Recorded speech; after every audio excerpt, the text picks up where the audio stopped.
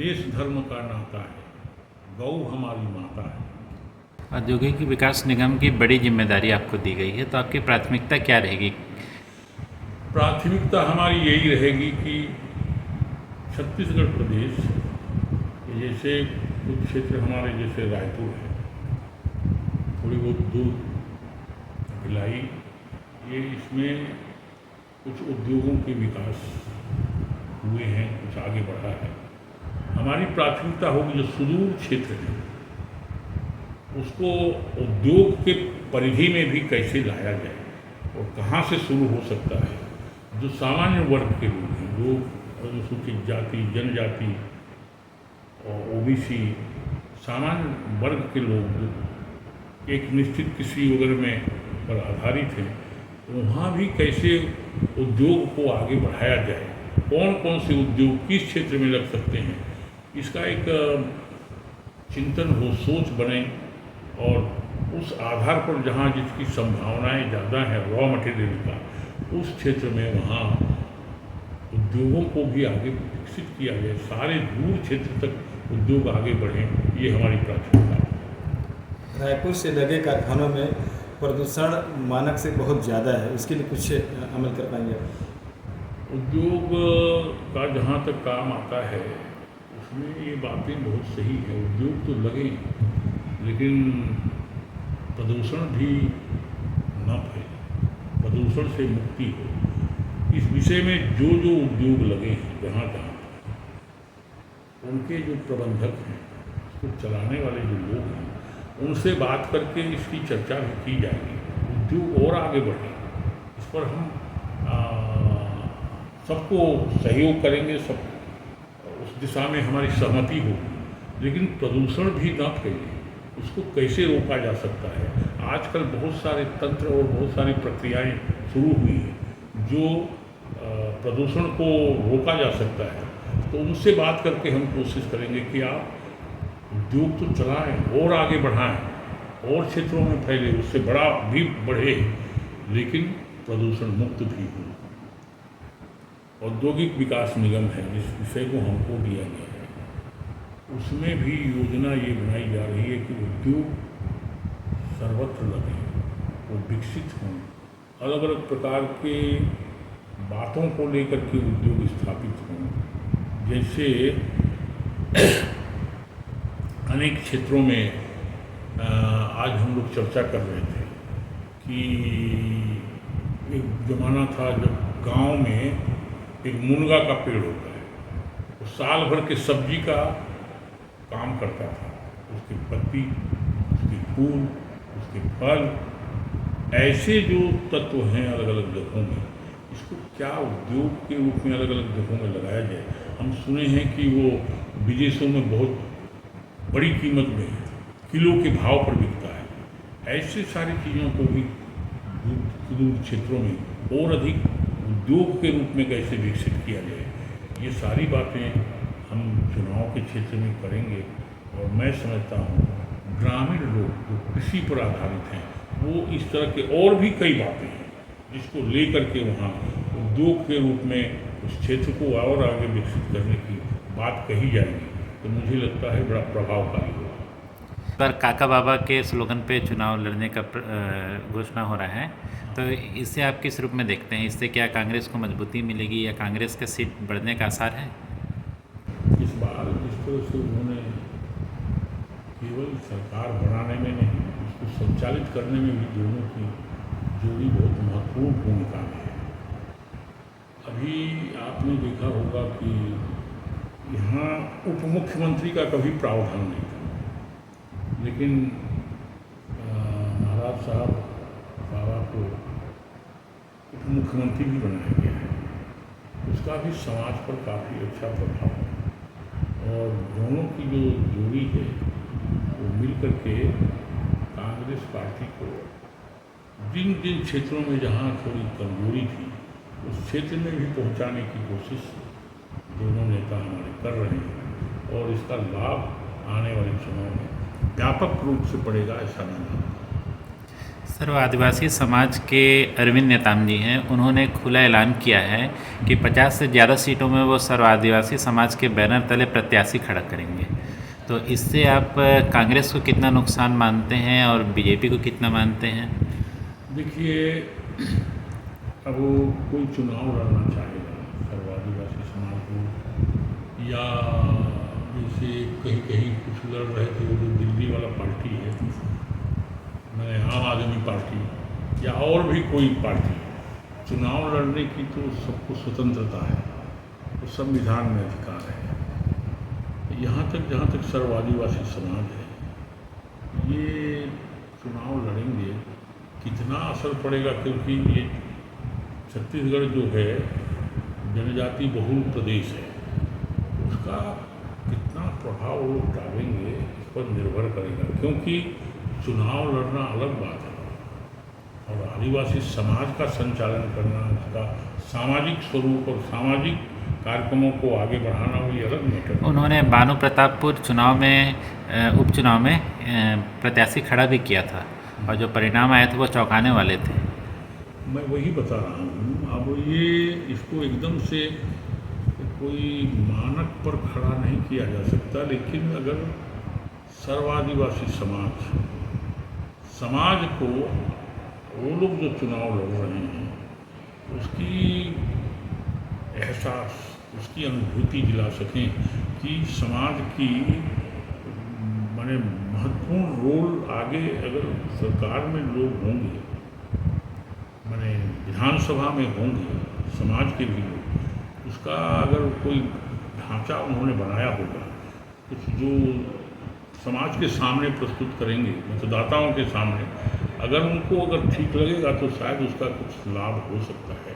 लेकिन मुझे पता नहीं है कि उन्होंने किस आधार पर उनका घोषणा क्या क्या होगा, वो पब्लिक के सामने, जनता के सामने कौन कौन विषय को प्रस्तुत करेंगे, इस पर चुनाव का रिजल्ट ज़्यादा प्रभाव करेगा। मुझे नहीं मालूम है कि किस मुद्दों पर चुनाव लड़ने वाले हैं, सर्व आदिवासी देखने के बाद ही पता लगेगा। सर्व आदिवासी समाज पेशा कानून में संशोधन का लगातार मांग कर रहा है, तो आखिर छत्तीसगढ़ शासन द्वारा बनाए गए पेशा कानून में ऐसी क्या कमी रह गई जो लगातार वो मांग कर रहे हैं, और क्या उनकी मांग जायज़ है? ये ज़रा स्टडी करने का विषय है, पेशा में क्या क्या विषय हैं और वो कौन सी बातों को मांग करना चाहते हैं। एक बार उनकी सारी डिमांड, पेशा एक्ट में जो बातें हैं, उसको दोनों को स्टडी करने के बाद ही वो समझ में आएगी। अभी मुझे इसकी डिटेल और बारीकी से इसकी जानकारी नहीं है। आगामी विधानसभा चुनाव नज़दीक है, ऐसे में आपकी दावेदारी भी मजबूत मानी जा रही है, तो आप कहाँ से चुनाव लड़ सकते हैं? देखिए, सामान्यतः तो हम जो काम करते हैं, हमारा जिला तो जसूर है निवास का, लेकिन रायगढ़ ज़िले में भी रह कर के आगे हम पहले हमारा ज़िला रायगढ़ ही था, तो उस समय में उस ज़माने की राजनीतिक दल में रहने के कारण उसका अध्यक्ष भी था और रायगढ़ में भी बहुत व्यापक रूप में मैं अलग अलग चुनाव क्षेत्रों में भ्रमण किया हूँ, एक एक गाँव में गया हूँ। इसलिए अभी तय एकदम से नहीं है कहाँ पार्टी तय करती है, और मेरी भी रुचि थोड़ी बनेगी, लेकिन मैं ऐसा मानता हूँ जसपुर या रायगढ़ जिले में से ही हमको चुनाव क्षेत्र का निर्धारण करना पड़ेगा। ये भगवान राम का ननिहाल है, भगवान राम के वनगमन का पथ यही है, भगवान राम के वनवास का काल जो दंडकारण्य है वो हमारे बस्तर में यहीं पर है। एक तो ये बहुत सारा बड़ा विषय है, साथ ही ये जो राष्ट्रीय प्रतीक चिन्ह थे गौ, उसको अनेक रूपों में सरकार ने उठाया है। गोबर की खरीदी हो रही, गोमूत्र की खरीदी हो रही। बताया गया है कि दुनिया में ऐसी कोई बीमारी नहीं है जो गोमूत्र से ठीक न हो, कैंसर सहित। ये सब बातें भी आगे बढ़ रही हैं और इसलिए ये सारे विषय हैं। दूसरी तरफ इन्होंने जो छोटे छोटे वर्ग हैं, कोटवार को ऊपर उठाने की कोशिश की है, मितानिन और वो जो अलग अलग समूहों में महिला समूह काम कर रही हैं उनको भी आगे बढ़ाने की कोशिश कर रही है। कृषि को नए रूप में जो मरवा के रूप में लाया गया है उसको भी कृषि और अधिक विकसित कैसे हो इस दिशा में भी आगे मामला को बढ़ा रही है। ये हम तो बहुत पहले से भारतीय जनता पार्टी में थे, बल्कि मैं कहूँ इमरजेंसी के बाद सारे दल के लोग नेता जेल में चले गए थे। यद्यपि मैं तो भूमिगत था उसमें, जेल में जो लोग गए थे उन परिवारों की थोड़ी बहुत सहायता करने की कोशिश कर रहा था, लेकिन उसके बाद इमरजेंसी छूटा, जनता पार्टी बनी और जनता पार्टी से ही मैं पहला चुनाव लड़ा था। और उसके बाद वहाँ भी चली नहीं, मोरारजी देसाई उस समय प्रधानमंत्री बने थे, तो कई दल मिले हुए थे तो चला नहीं, तो फिर भारतीय जनता पार्टी। और भारतीय जनता पार्टी में मैं, अटल बिहारी वाजपेयी, लाल कृष्ण आडवाणी जो अभी भी हैं, और उस जमाने में सुंदर सिंह भंडारी, प्रमोद महाजन, सुषमा स्वराज, श्रीमंत राजमाता सिंधिया और बहुत सारे नेताओं के साथ काम किया। अभी धीरे धीरे ऐसी स्थिति मैंने अनुभव किया है कि जो सीनियर लोग हैं, पुराने लोग हैं, बीजेपी में उनका कोई महत्व नहीं है, उनको धीरे धीरे किनारे करने की कोशिश की जा रही है। और मैं ही नहीं, और भी बहुत सारे लोग हैं जो मध्य प्रदेश में और दूसरे प्रदेश में भी पार्टी छोड़ रहे हैं बीजेपी। यहाँ आपने देखा होगा कैलाश जोशी जी के एक लड़के हैं, उन्होंने भी पार्टी छोड़ दी, कुछ और लोग वहाँ भी छोड़ रहे हैं। तो कुल मिलाकर के जो बीजेपी पहले थी, जिसको अटल जी चलाते थे, और भी बड़े नेता जिनका नाम मैंने लिया वो लोग चलाते थे, वो बीजेपी अब बची नहीं। और उसमें सम्मान सीनियर लोगों का तो बिल्कुल भी नहीं है। धीरे धीरे ऐसी स्थिति बन रही है कि वहाँ कुछ ही लोगों का एक ग्रुप छोटा सा बन गया है, वही लोग किसी तरह से चला रहे हैं, और वहाँ और भी कार्यकर्ता जो हैं वो बहुत परेशान हैं। और ऐसी ही स्थिति बनने के बाद मुझे बीजेपी छोड़ना पड़ा, और जैसे स्थिति आई कांग्रेस ज्वाइन करनी पड़ी। 2000 में छत्तीसगढ़ बना, अटल जी ने बनाया था, और 2003 में यहाँ चुनाव। उस समय में क्योंकि हमारी मेजॉरिटी नहीं थी, इसलिए मुझे विरोधी दल का नेता बनाया, और कांग्रेस की मेजॉरिटी थी, बहुमत था, तो अजीत जोगी मुख्यमंत्री बने।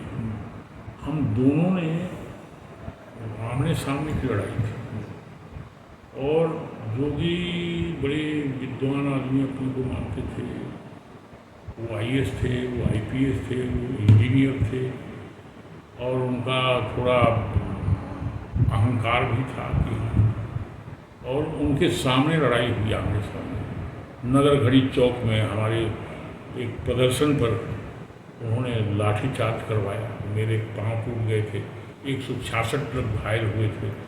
प्लास्टर बांध करके मैंने साल भर पूरे प्रदेश का दौरा किया, और 2003 के चुनाव में ही कांग्रेस को, अजीत जोगी जी को पराजित करके भारतीय जनता पार्टी की सरकार बना दी। चुनाव प्रचार में कहा गया था अगर बीजेपी सरकार में आएगी तो डॉक्टर नंद कुमार साय प्रदेश के मुख्यमंत्री होंगे। ये चुनाव में भी प्रचारित किया गया, लेकिन चुनाव के बाद दूसरे को मुख्यमंत्री बना दिया गया, और हमारे साथ एक बहुत बड़ा छल हुआ।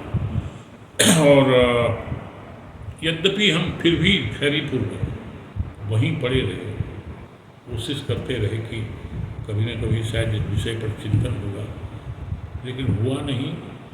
और अंततोगत्वा आज काफ़ी लंबे अरसे के बाद मैं जब देख लिया कि यहाँ स्थिति अब वो बनी नहीं है, वो लोग नहीं है, वो पार्टी भी नहीं है, इसलिए कांग्रेस ज्वाइन की। आप मानते हैं कि भाजपा गैर छत्तीसगढ़वाद यहाँ पे चलाती है? कोई भी नहीं है ना उस पार्टी में, आदिवासी नेता या छत्तीसगढ़ी जो मूल रूप में हों उसमें नहीं है, या पनपने नहीं दिया जाता है ऐसे? बिल्कुल नहीं, उसको दबाने की कोशिश की गई है, अभी भी हो रही है। आप बताइए, इसी बात से आप अंदाज करिए बीजेपी का सोच क्या है। जिस दिन विश्व आदिवासी दिवस था, उसी दिन एक आदिवासी नेता विष्णुदेव साय को पार्टी से अध्यक्ष पद से हटा दिया गया और एक दूसरे व्यक्ति को बना दिया गया विश्व आदिवासी दिवस के दिन। तो इससे समझ में आता है कि बीजेपी में जनजातियों के प्रति क्या अवधारणा है और छत्तीसगढ़ी लोगों के प्रति भी कैसी सोच है, ये दिखाई पड़ता है। 15 साल भारतीय जनता पार्टी की सरकार रही, लेकिन स्थिति ये हुआ कि उस पीरियड में भी जिस रूप में हिंदुत्व का मुद्दा क्या है,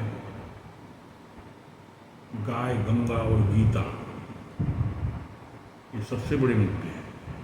इस पर हमने कभी बीजेपी में हम भी रहे, शुरू से रहे, तो पहले चर्चा होती थी, लेकिन उसको वर्किंग के रूप में लाते लाते जब बीजेपी आगे बढ़ी तो धीरे धीरे सब मामले छूट गए। और आज बल्कि कांग्रेस की जो यहाँ सरकार है, ये नरवा, गरवा, घुरवा, बारी, इस तरह की बातें ये चला रहे हैं। यहाँ पर कौशल्या माता का जो मायका है, उस विषय को उठाया जा रहा है, उनके मंदिर के निर्माण की बात हो रही है। भगवान राम का ये ननिहाल है और वनगमन जो पथ है उसको भी निर्माण करने की कोशिश हो रही है। दंडकारण्य हमारा बस्तर ही है, जहाँ राम का वनवास है, उस विषय को भी आगे बढ़ा रही है सरकार। और ये जो नरवा, गुरवा, घाट, बाड़ी, ये जो विषय है ये भी मूल गौ को उठाया है उन्होंने। नरवा का मतलब खेत है, कृषि है, बने नरवा, गरवा, घुरवा मतलब कचरा। खाद जो है कंपोस्ट के बजाय ये जो गोबर है, कचरा है, पत्तियाँ हैं, इसके खाद का उपयोग ज़्यादा उपयोगी होगा, ज़्यादा ठीक होगा। ये सारी बातों को ये उठा रहे हैं। गौ के मामले को इसमें प्राथमिकता से उठाया गया है। तो मैं समझता हूँ हिंदुत्व का बात को भी, भारत का जो मूल आधार है उसको भी ऊपर उठाने की ये सरकार कोशिश की है।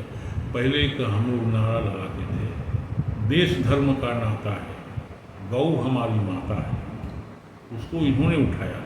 बीजेपी के समय ये सब बातें दिखाई नहीं पड़ी। एक विकास निगम है, उद्योग से संबंधित मामले हैं और ये बड़ा भारी महत्वपूर्ण है। प्रदेश की प्रगति की रीढ़ की हड्डी जैसा भी है और इसलिए मैं थोड़ा उसको समझने की कोशिश कर रहा हूँ। और ये उद्योग सुदूर जनजाति क्षेत्रों में भी कुछ लगे। यहाँ के जो माने ज़रूरतमंद लोग हैं जिनके पास रोजगार नहीं, कृषि के छोटे मोटे मामले हैं, ऐसे लोग भी इस उद्योग से कैसे जुड़ सकते हैं ताकि उनकी आर्थिक स्थिति थोड़ी और अधिक सुदृढ़ हो सके। इस प्रकार के विषयों को मैं थोड़ा इस दिशा में सोचने की कोशिश कर रहा हूँ।